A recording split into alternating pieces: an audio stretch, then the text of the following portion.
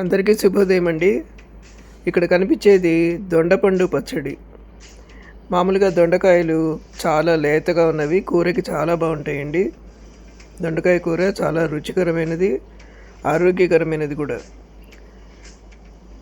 కొన్నిసార్లు ఈ దొండకాయలు పలక మారిపోయినట్టుగా, అంటే పండు రంగుకు వస్తాయి. అప్పుడు కొంతమంది ఆ పండిపోయినవి కూరకి బాగుండవని వదిలేస్తూ ఉంటారు.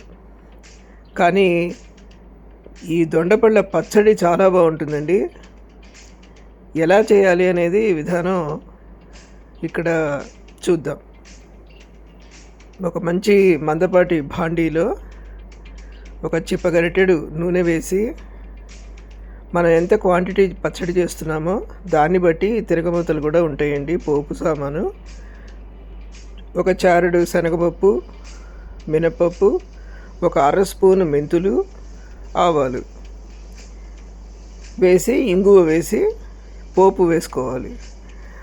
ఈ పప్పులు మాత్రం వేరే ఒక గిన్నెలో తీసి ఇలా పెట్టుకోవాలన్నమాట. ఆ తర్వాత ఇది కాశ్మీరీ మిర్చి అని మంచి కలర్ ఉంటాయి, మంచి సువాసన ఉంటుంది, కారం అంతగా ఉండదన్నమాట. ఇలాంటి రోటి పచ్చళ్ళకి ఈ మిరపకాయలు చాలా చాలా బాగుంటాయండి. నేను ఈ మిరపకాయలు వేశాను. మంచి కలర్ఫుల్గా ఉంటుంది, అంత కారం ఉండదు, మినిమంగా ఉంటుందన్నమాట. ఈ మిరపకాయలు కూడా ఈ తిరగమాతతో పాటు పక్కన తీసి పెట్టుకోవాలి. తర్వాత ఈ భాండీలో కొంచెం నూనె, ఆ తిరగమాత, ఇవి దినుసులు ఉన్నాయి కదా, వాటిల్లో ఈ పండిన దొండకాయలు ఏంటంటే శుభ్రంగా కడిగేసి,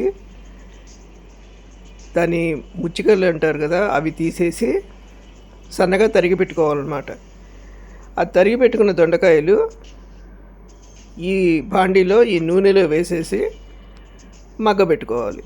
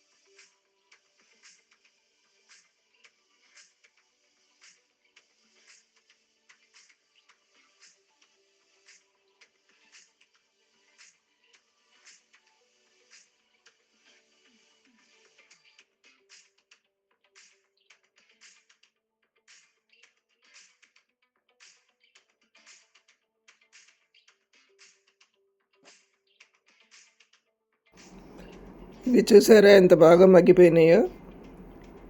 ఇవి పండిన దొండకాయలు కొంచెం పులుపు కూడా ఉంటాయండి ఇవి. అందువల్ల మనం పచ్చడి చేసుకునేటప్పుడు చింతపండు కానీ, నేనైతే మామిడి ఒరుగు వేస్తాను, మామిడి ఒరుగు కానీ వేయచ్చండి. అంటే దానికి కావలసినంత పులుపు కొంచెం ఉండాలి కదా. సో ఈ దొండకాయలకి పులుపు ఉంటుంది, అది కూడా మనం దృష్టిలో పెట్టుకుని కొంచెం పులుపు తగిలించాలన్నమాట దానికి. అంటే చింతపండు అయినా వేసుకోవచ్చు, లేదంటే మామిడి ఒరుగైనా వేసుకోవచ్చు. నేను మామిడి ఒరుగు వేసాను. ఆ మామిడి ఒరుగు కూడా కొంచెం గ్రైండ్ చేసేసి ఒక గిన్నెలో దానికి తగ్గట్టుగా ఒక పావు గ్లాసు నీళ్లు పోసి ఉడకబెట్టుకోవాలి. అప్పుడు చక్కటి మ్యాంగో పేస్ట్ తయారవుతుంది. అది మనం దేనికి కావాలంటే దానికి వాడుకోవచ్చు అన్నమాట.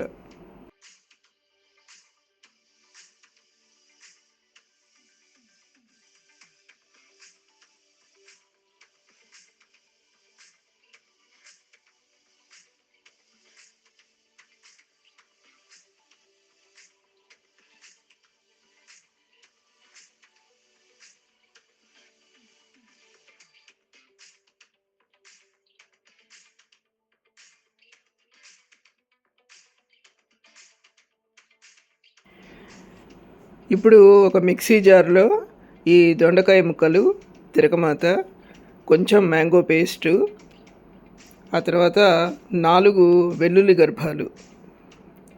వెల్లుల్లి ఇష్టమైన వాళ్ళు వేసుకోవచ్చండి, లేదంటే ఆప్షనల్గా అన్నమాట.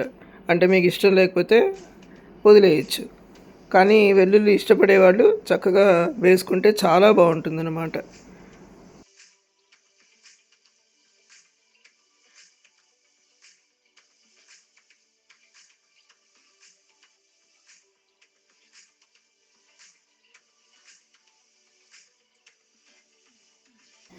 ఇది మిక్సీలో గ్రైండ్ చేసిన తర్వాత పచ్చడి ఈ విధంగా వచ్చిందండి.